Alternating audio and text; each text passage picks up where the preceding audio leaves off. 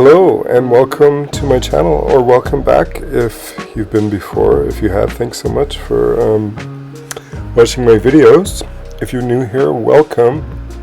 I am a visual artist who lives in British Columbia, Canada, and I'm also a teacher. And I teach acrylic painting for beginners. So this is actually a painting that I am going to teach this coming weekend at one of my classes at the studio. So I thought I'd do a little video as well, so my students could watch it if they like, and hopefully others can learn something too. So I started by painting the sky. I just grabbed some blue, white, and gray and blended it really smoothly with a bigger brush. Gray is black and white, for those that didn't know. And I am starting with the Rocky Mountains, so I'm just going in with the gray color to start to get the kind of shape I'm going for. I'm going to build it up in layers with a few different colors, but every layer I do, I'm going to blend out the bottom to create that misty effect that you often see Bob Ross do. But then I'm going to start gradually getting darker and adding shadows, etc. Highlights, and then snow finally. Every stage I add more mist, and towards the end I will add some clouds as well. And just a little side note where the inspiration for this painting came from. So I've been recently really interested in Pamela Anderson.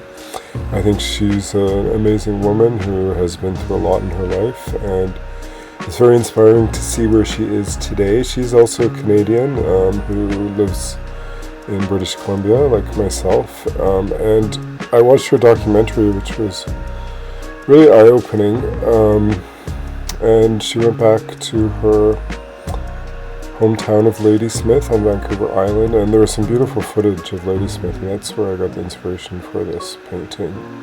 And then of course I couldn't resist adding the Bigfoot family. So one thing that I often teach is how to layer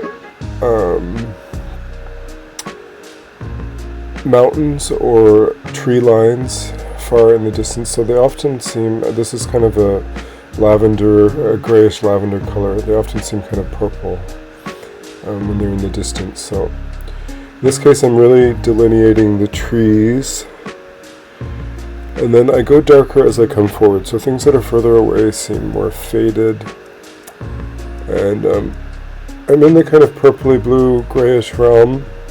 For these initial layers, I'm going to paint a few layers of trees and hills far off in the distance. So I'm not trying to be too detailed, but I am thinking about placement. It's nice to have the ones overlapping as you're coming forward. It just creates more depth. And we keep getting darker and deeper and greener as we're moving forward. The colors are starting to get more foresty as the tree lines get closer. And you could get as detailed with these as you want.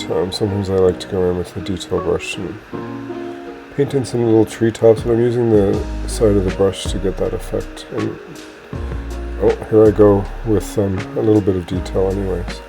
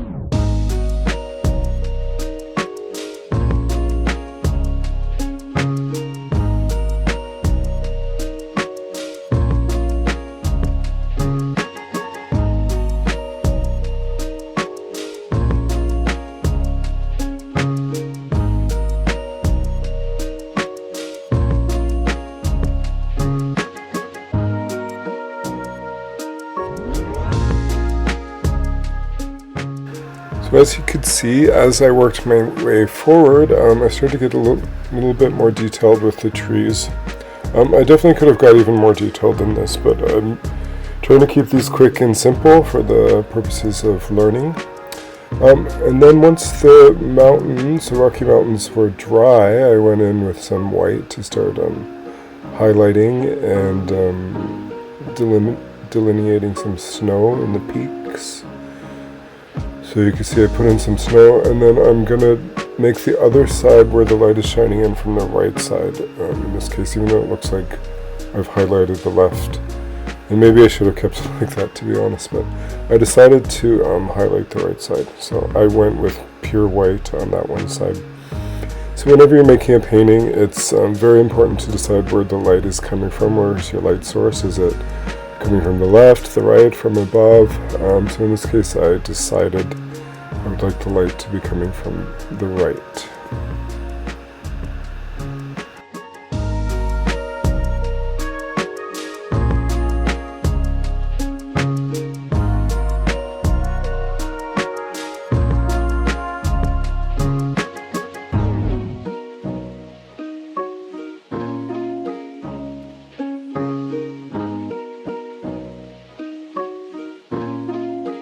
Okay, so once again I'm going back in with another layer of mist or clouds.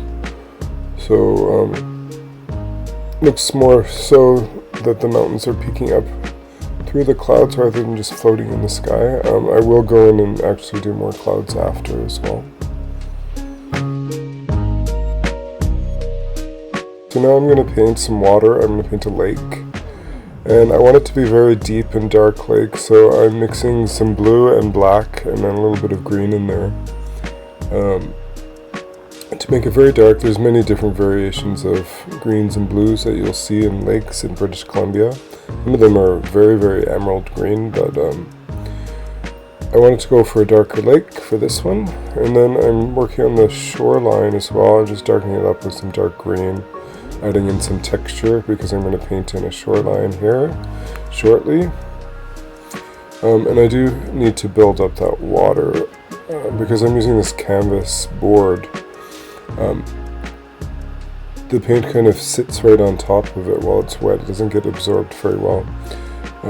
Whereas with a stretch canvas you get a bit more absorption. So with these canvas boards you just have to layer it up.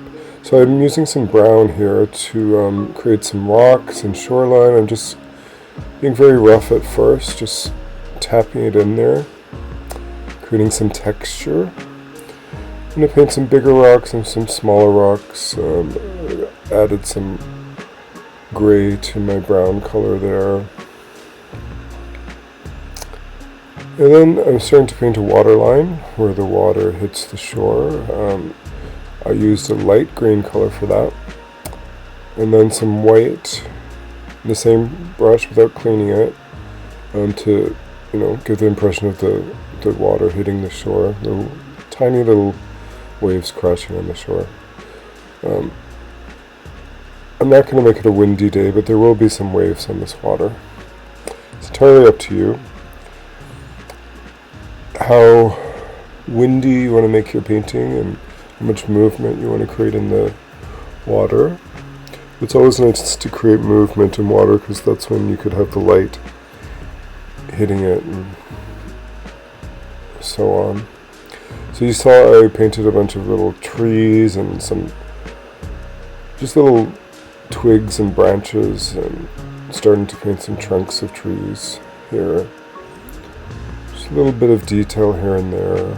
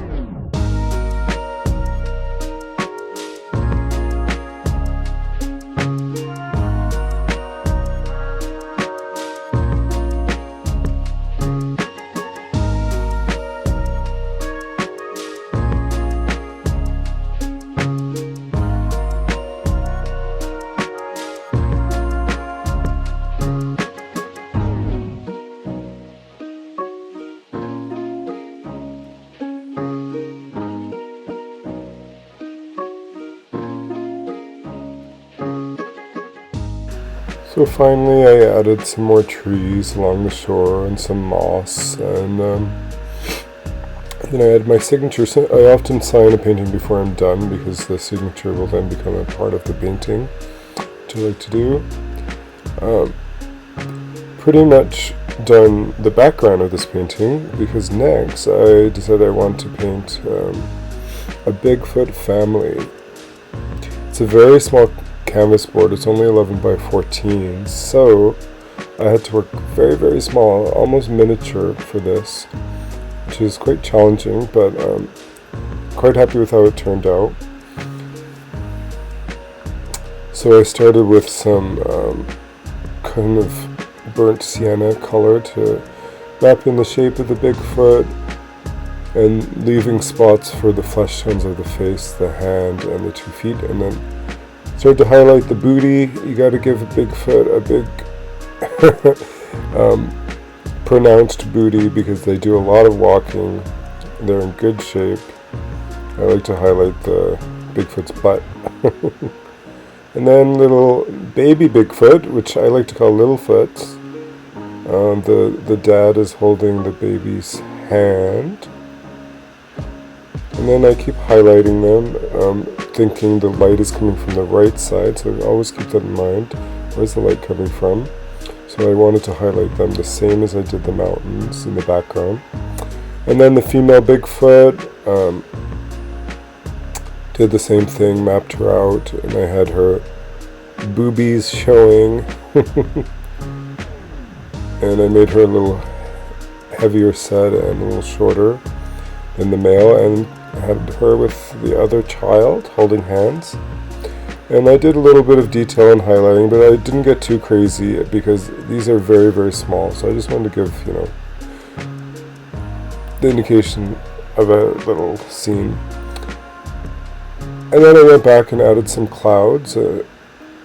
Whenever you're painting clouds, it's important to really soften them up. And I mean, normally I would have wanted to do this before I painted anything in front of it, but I also wanted to make the background hills more mauve, so because they dried quite dull and gray, so I added a little bit of mauve to them just to get them closer to the color that I wanted. And there you have it. That's pretty much it. Beautiful British Columbia. Adding some more highlights to the Bigfoot family. And yes, thank you so much for watching. If you have any questions, please let me know. And if you are local, join my class. We'd love to see you there. Okay, thank you so much.